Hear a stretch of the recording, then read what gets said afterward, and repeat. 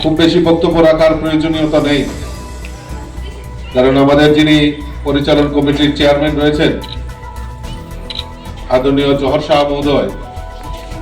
উনি এই বিদ্যালয়ে পঠন পাঠন থেকে শুরু করে উনি এখানে সমস্ত কিছু, এবং এই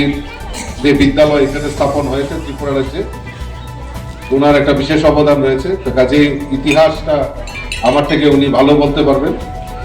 তবুও ছোট্ট করে আমি আপনাদের সামনে বলার চেষ্টা করছি যে 1912 সনে এই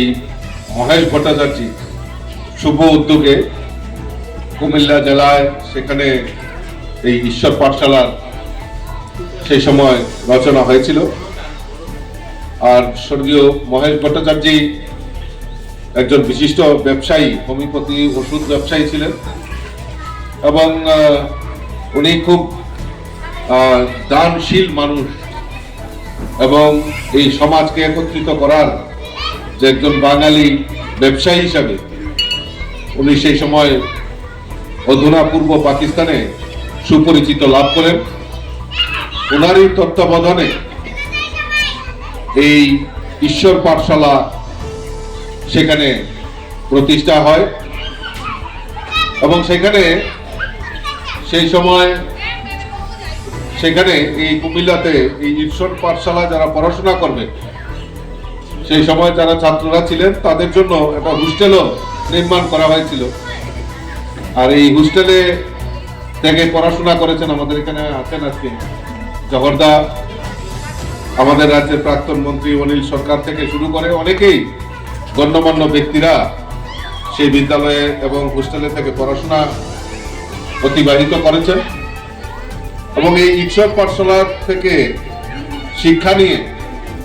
শিক্ষা লাভ করে সমাজের আমাদের অনেক গুণীজ্ঞানী ব্যক্তিরা যারা রয়েছেন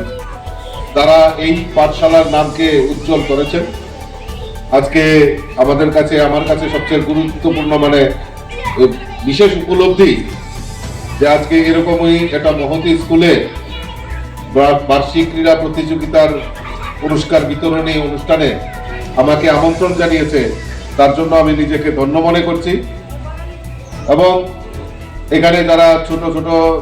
ছাত্রছাত্রীরা এখানে বিভিন্ন অনুষ্ঠানের মাধ্যমে